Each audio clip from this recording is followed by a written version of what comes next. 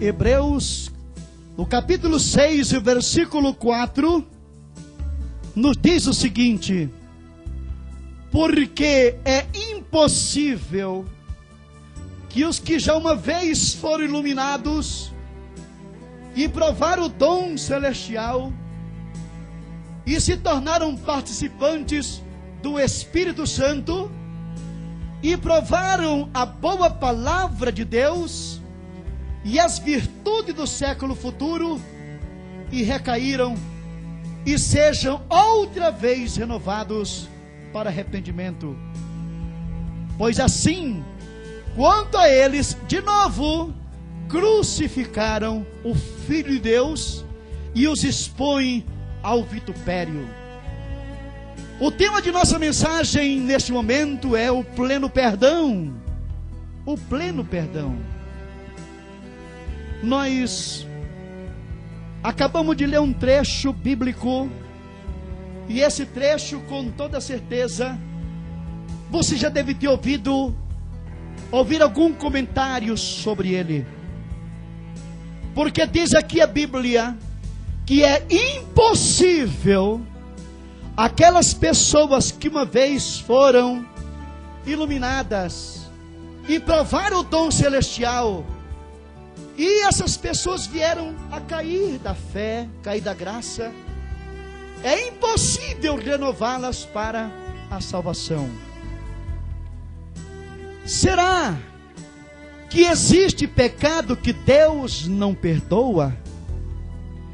Existe uma denominação no nosso país que acha que a pessoa que comete um adultério, ela cometeu o pecado imperdoável,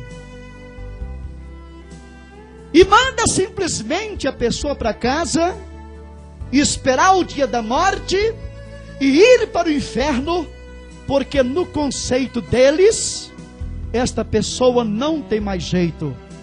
Ela cometeu um pecado que é impossível ser restaurado.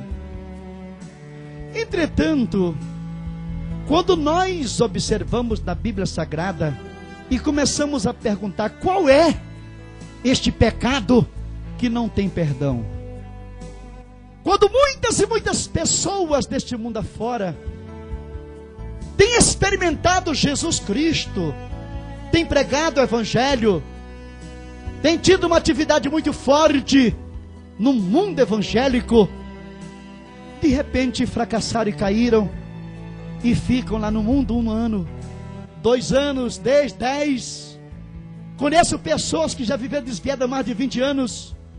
Lá um dia, aquela pessoa caiu em si e voltou, se arrependeu, foi restituída à igreja, e está hoje alegre e feliz, glorificando o nome de Jesus Cristo. Com esse pecado que a pessoa comete e que não tem perdão, o que nós precisamos, meus amados irmãos e amigos, para entender esse trecho bíblico, é conhecer apenas um pouquinho da hermenêutica sagrada. O que é hermenêutica?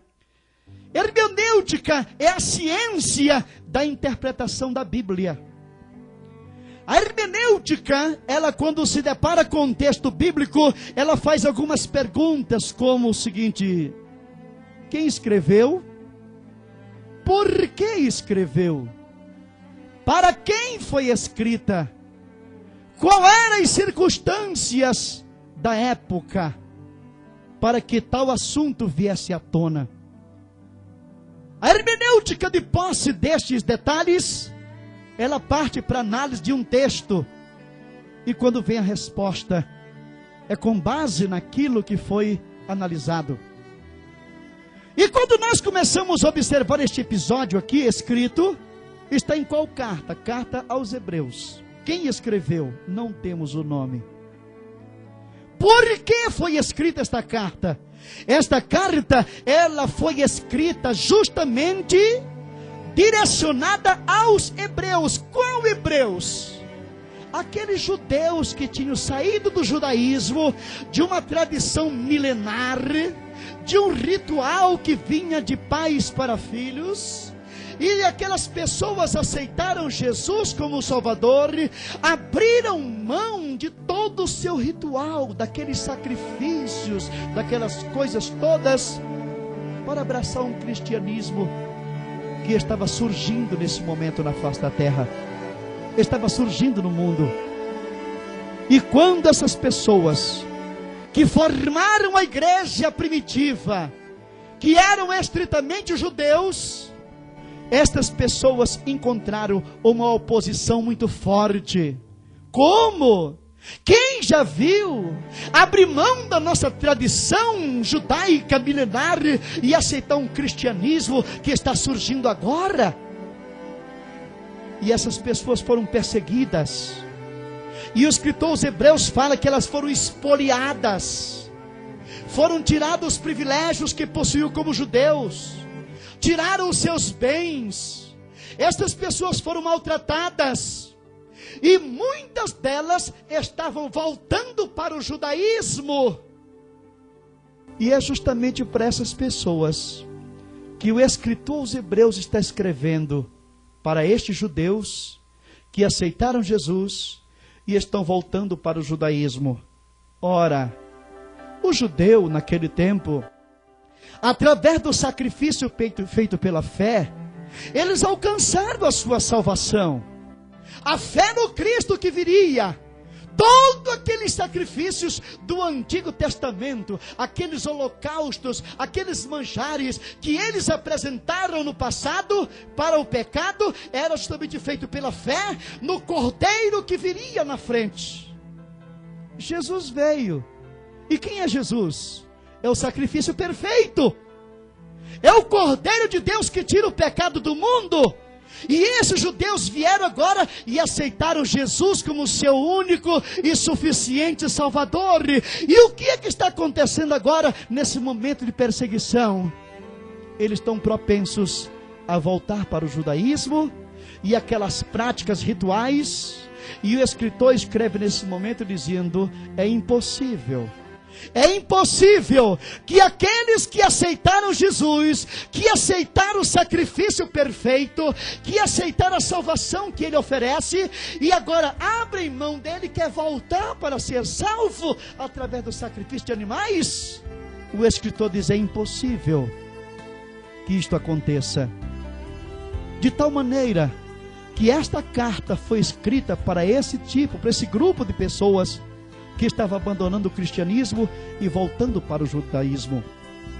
Por isso, meu querido irmão, quando alguém chegar com você, você que cometeu um deslize, você que cometeu um pecado, você que adulterou, você que matou, no dia que alguém chegar e dizer para você: você cometeu um pecado para a perdição eterna, você pode voltar para essa pessoa e dizer: você quer ser maior ou superior ao sangue de Jesus Cristo, que nos perdoa e que nos purifica de todo pecado? Não existe pecado no mundo que não seja perdoado. O sangue de Jesus nos purifica de todo pecado.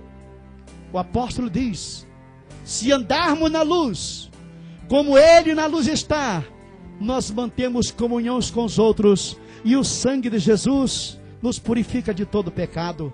Ora, se Deus pode perdoar um Hitler, um dos maiores criminosos da história, se Deus pode perdoar o bandido da luz vermelha, por que Ele não pode perdoar um filho seu que tropeça, e alguém diz que ele cometeu o pecado eterno, o pecado para a perdição?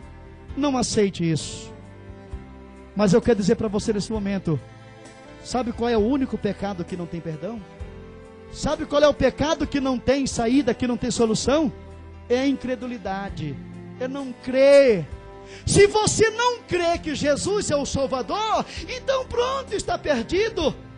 Se você não crê que o sangue de Jesus purifica de todo pecado, então você está com a perdição eterna. Mas se você que Jesus crê, que Jesus salva, então você vai ser salvo agora mesmo. Basta você abrir o coração e aceitar a Jesus como seu Salvador pessoal.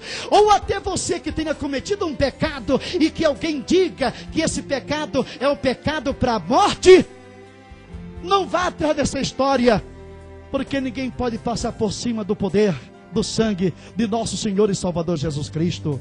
Hoje mesmo, agora mesmo, você pode se voltar, cair aos pés dele e dizer: Jesus, me perdoa. E você vai sentir o perdão agora mesmo. Que Deus te abençoe e te guarde para sempre. Amém e amém.